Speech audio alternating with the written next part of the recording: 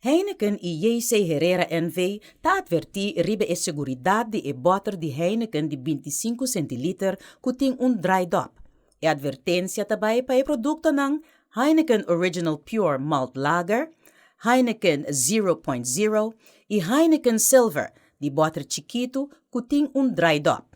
Normalmente, e produkto ng aki nota obtenibel na Bonaire, pero nantawardo importa for di Holanda door di kanal ng no oficial sing e permit di Heineken.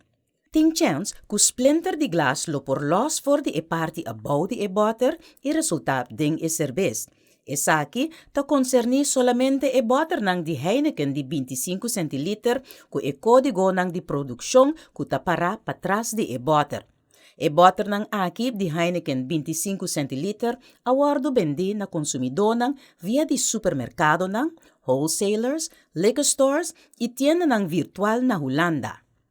Heineken e JC Herrera NV ta konfirma ko e kalidad di Heineken di 25 centiliter Pure Malt Pilsner e Heineken 0.0 sing draaidop kuta destina pa Bonaire e kuta wardo importar door di su agente oficial JC Herrera NV no ting ningún problema ni riesgo ku su kalidad.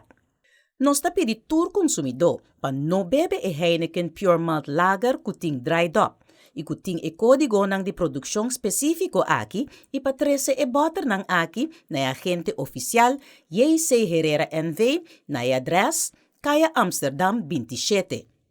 E consumidor lawardo kompensa ku e mesung kantidad di boter ku ela entrega ku e Heineken importa door di JC Herrera NV e consumidor ting tempo ilimita pa entrega esakinan.